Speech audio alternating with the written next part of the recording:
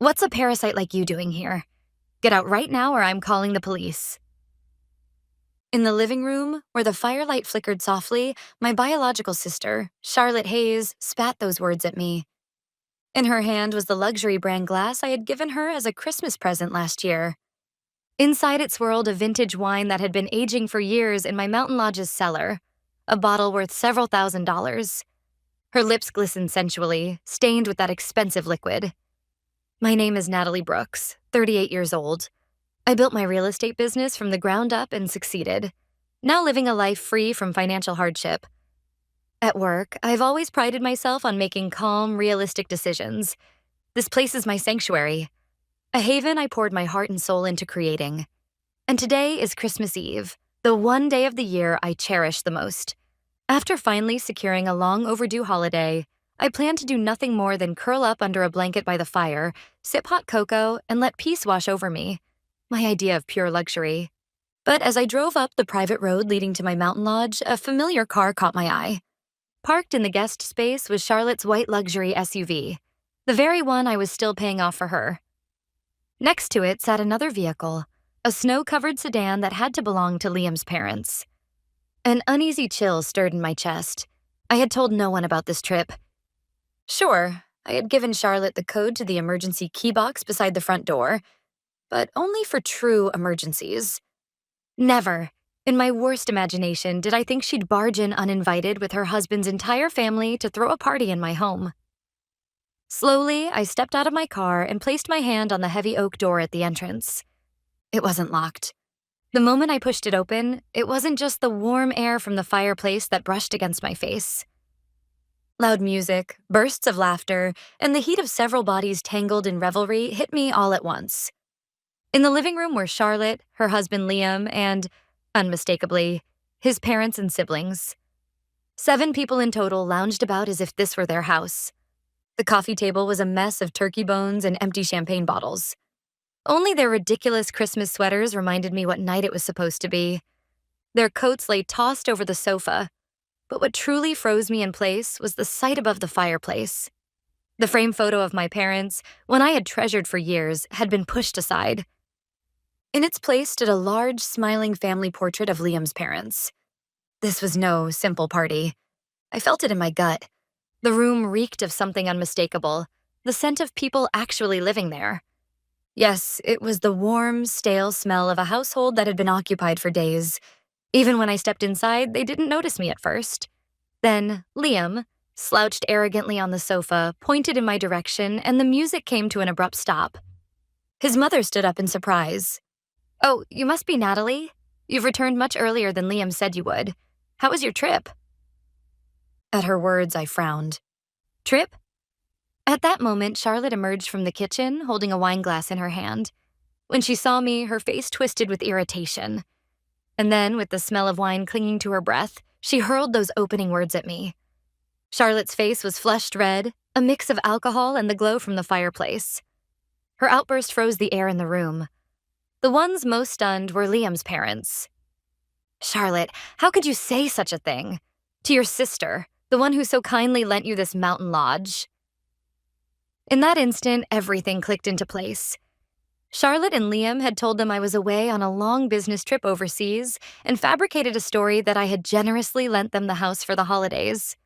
They had deceived not only me, but even Liam's own parents. "I don't recall lending it to anyone," I said quietly, but loud enough for everyone to hear. "And I didn't go on any trip. This is my house." "What did you just say?" Liam's father turned toward his son, demanding an explanation. Liam stood frozen, his face pale as if he'd seen a ghost. "Yes, this is my house."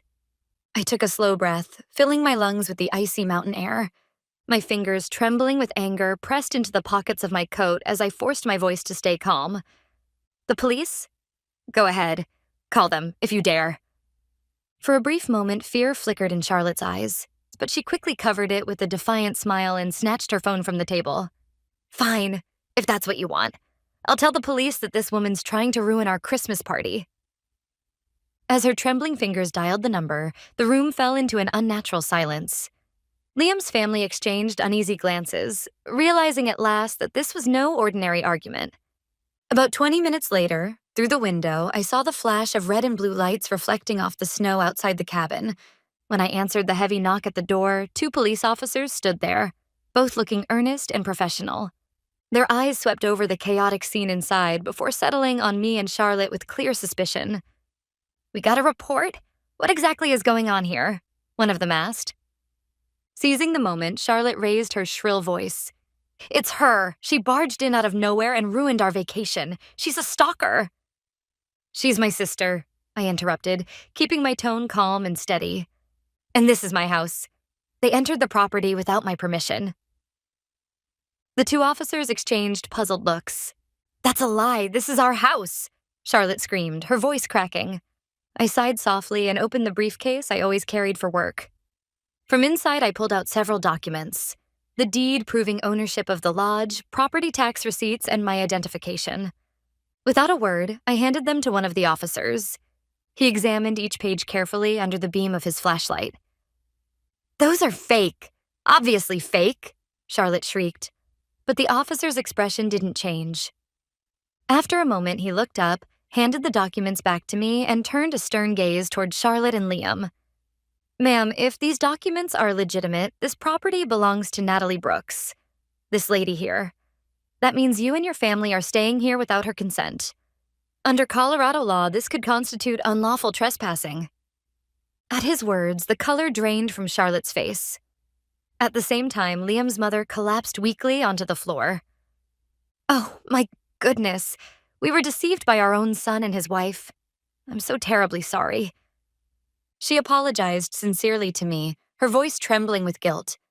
I accepted her apology quietly, then spoke firmly, without hesitation. "Thank you for your words. However, whether you were deceived or not is no longer the issue for me. As a matter of fact, your family occupied my most private space without my permission. And above all, because you were here, I endured the worst humiliation of my life, being insulted by my own sister in my own home. For that reason alone, I can no longer keep you in this house."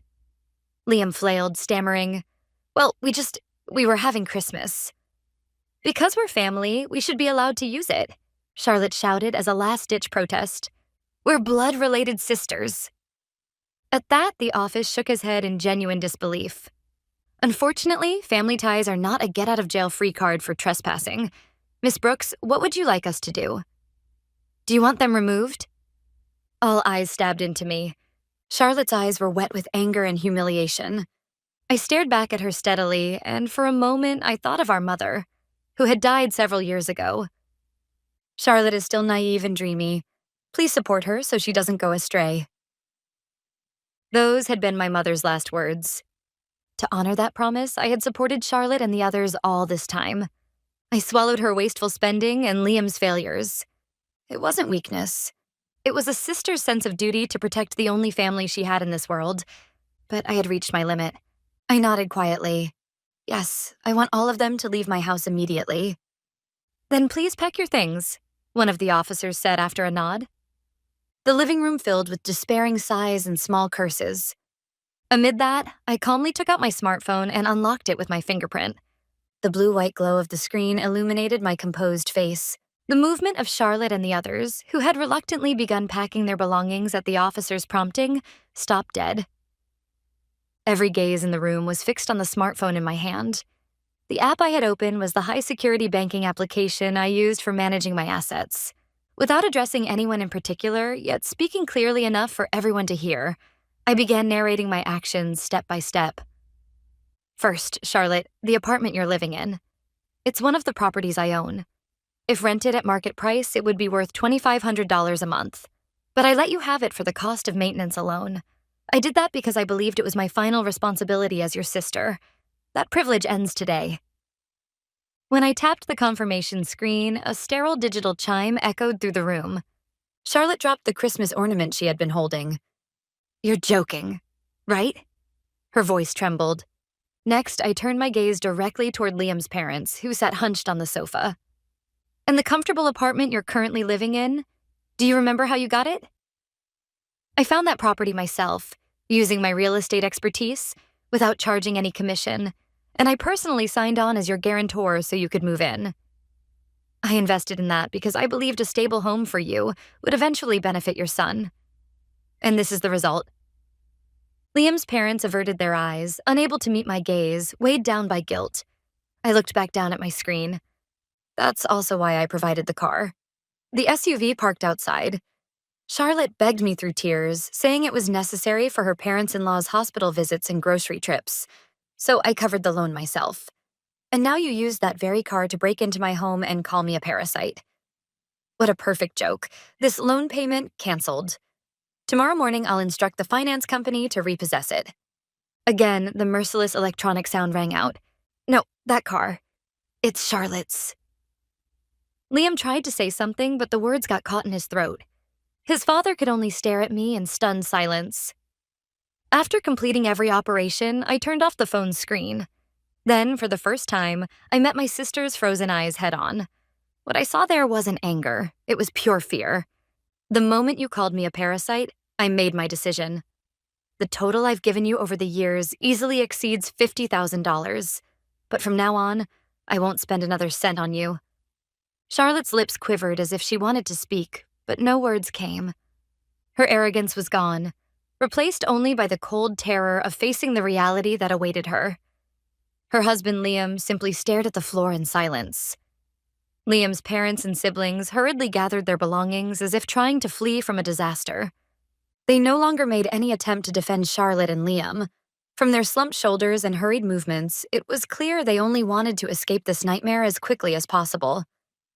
One of the officers gently tapped the shoulders of Charlotte and Liam, who still stood frozen in place. Come on, you two. The snow's getting heavier outside. If you don't move soon, the road will freeze over. The other officer turned a stern gaze toward Liam. I don't know how you all got here, but I assume someone's driving back down that snowy road. Is anyone sober? Because if every one of you's been drinking, you'll be spending tonight in jail for drunk driving instead of trespassing. At that, Liam's father awkwardly raised his hand.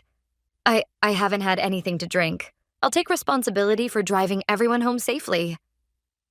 The officer eyed him skeptically for a moment, then nodded.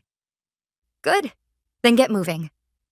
At those words, Charlotte suddenly lurched forward, clinging to one last desperate hope, and tried to rush toward me. Natalie, please, think this through. It's Christmas. You can't just throw us out into the blizzard like this. Please. Before she could reach me, the officer caught her by the arm and stopped her. That's enough, ma'am. If you cause any more trouble, we'll have to take you in for obstruction of justice. That final warning broke her completely. Charlotte nearly collapsed, but Liam caught her just in time, holding her trembling body upright. They picked up their coats and bags from the wreckage of the party, the spilled drinks, torn decorations, and scattered plates, and, with their heads bowed like convicts, slowly made their way toward the door. Just before it closed, Charlotte turned around and glared at me with eyes full of hatred and pleading all at once. I met her gaze without a single change in expression. The heavy thud of the closing door echoed through the room, and at last, silence returned to my mountain lodge. The officers left after saying, "Sorry for the trouble, ma'am. Call us if anything else happens." I stood alone in the middle of the ruined living room. Only the fireplace continued to flicker softly, as if nothing had happened.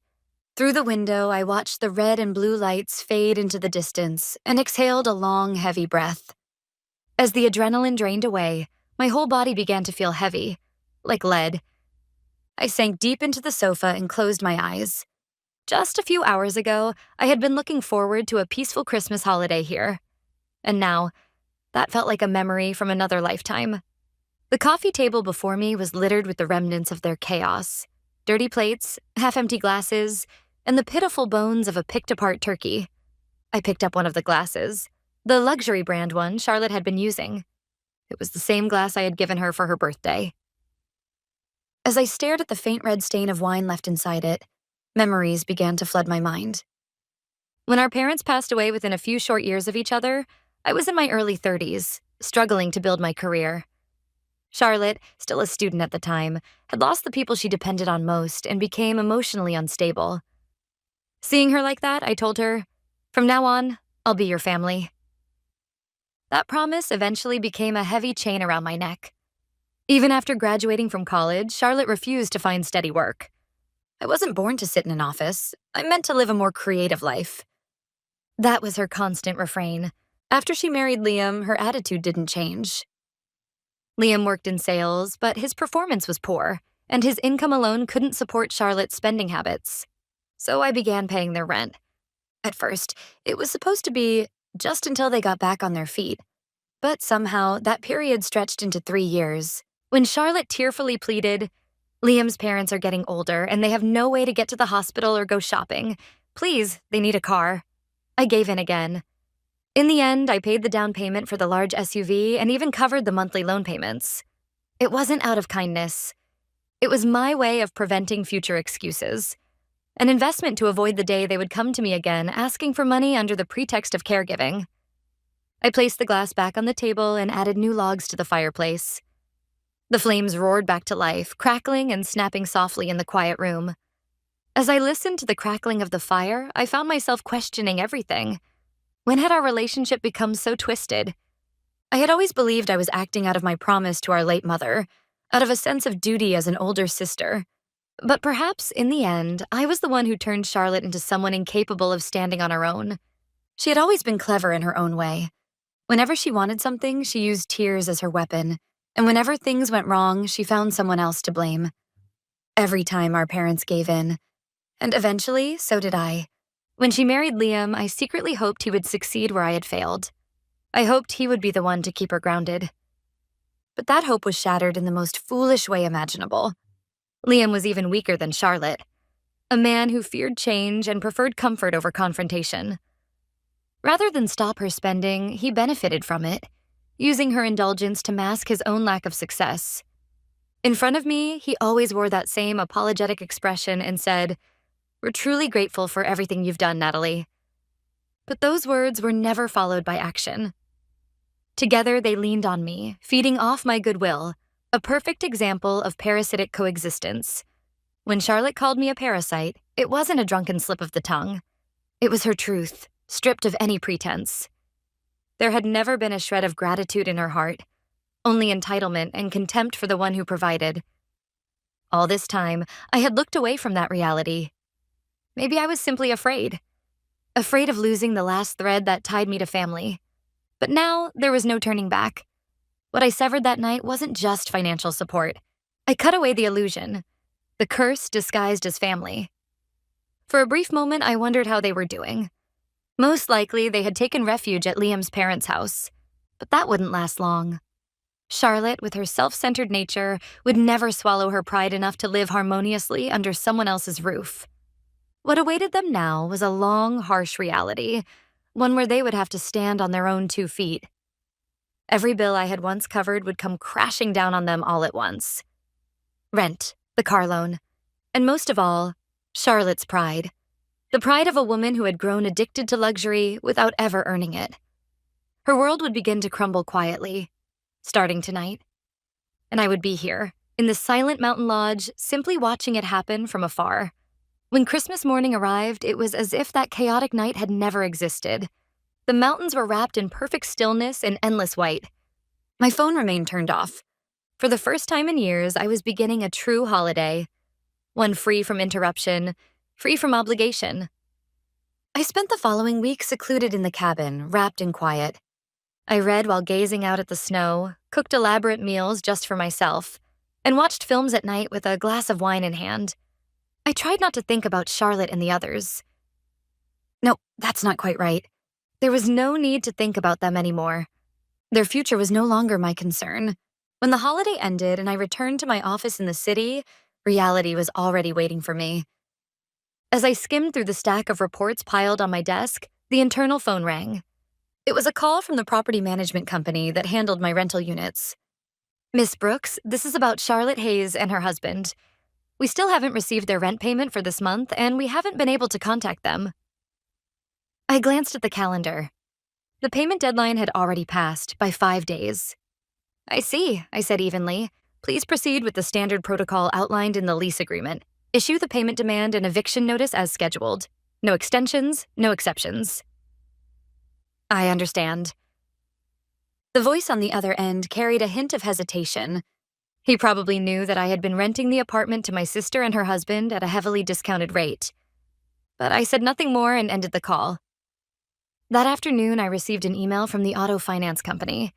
The subject line read, "Vehicle repossession completed." I opened the attached file to find a photo of the white SUV parked on a snowy roadside, hitched to a tow truck. I dragged the email straight to the trash and returned to work. There wasn't a single drop of emotion in me. The gears of their collapse had begun turning faster, and far more precisely than I had imagined. A few days later, on Friday night, I was relaxing in my apartment when my phone lit up with an incoming call from an unknown number. Normally, I would have ignored it, but something in my chest stirred, and I pressed the answer button. "Hello?" "Natalie, it's me." A weak, strained voice came through the line. Charlotte's. It was the first time I had heard her voice since that night at the lodge. "What do you want?" My tone was cold. I could hear her inhale sharply on the other end. "How could you? That's cruel. You kicked us out, took the car. What are we supposed to do now?" Her voice grew more frantic with every word. "We're staying at Liam's parents' house, but it's unbearable. His mother throws insults at me every day, and Liam just blames me for everything." "You brought this on yourself," I said flatly. "You're facing the consequences of your own choices. It's not my concern." "It is your concern. You're the one who cut everything off. Don't you feel even a little responsible?" "Responsible? Don't make me laugh. I'm not your mother. You're 32 years old, Charlotte. Isn't it time you learned to take care of yourself?" That seemed to shatter what little pride she had left. "You don't understand," she screamed. "There's no way we can survive on Liam's salary alone. He's useless. He talks big, but he never gets promoted. He never provides." Then I heard it, a muffled male voice on the other end. "What did you just say?" It was Liam. Apparently, he'd been standing close enough to hear every word. "Wait," I heard Charlotte gasp. "But it's true. It's true because you burn through every dollar I make like water." Liam's shout was so loud it cut sharply through the line. "Whose fault do you think it is that we're living like this?" Their argument erupted in full force. Screaming, blaming, hurling accusations, the sound of two people tearing each other apart. I listened to their ugly fight without feeling a thing. Then, a loud crash echoed through the phone, something hitting the floor, and the call went dead. I quietly set my phone down on the table. The second movement of their collapse had begun. 2 more weeks passed after that call. Charlotte never reached out again. In the weeks following that stormy Christmas night, I remained in the mountain lodge, wrapped in peace and silence. My phone stayed off. The snow outside buried the noise of the city, and with it, every unpleasant memory. Meanwhile, their world was crumbling faster and more completely than I had expected. When I returned to the office after the holidays, the reports started coming in. Calm, factual, and relentless. The property manager wrote, "Eviction notice issued due to non-payment of rent." Charlotte was stripped of her lifestyle and scorned daily by her in-laws. And Liam finally has lost patience once my financial safety net, the illusion of stability, had vanished, leaving him face to face with his wife's extravagance and refusal to work. Rumor had it that Liam had officially filed for divorce. There was no alimony, no division of assets, because there was nothing left to divide. I merely watched it all unfold in silence. One day, as spring began to show its gentle face, I was at the lodge, which had long since regained its peace, when my phone rang. The number was unfamiliar, but I answered. "Natalie?" The voice on the other end was thin, frail, unrecognizable. It was Charlotte. "I'm sorry, I was wrong about everything. Please, just give me one more chance. We're sisters, aren't we?" I looked out at the calm spring scenery before me and drew in a slow breath. "Charlotte, I'll give you one last piece of advice." "What?" "The next time you find yourself in trouble, don't call me. Call the police officers like you did that night. Who knows, maybe this time they'll take your side." That was the last thing I ever said to her. Before she could reply, I ended the call and added her number to my block list. There are no more parasites in my life. From now on, I will fully embrace the freedom I have earned, the quiet, the beauty, and the life that is finally completely mine.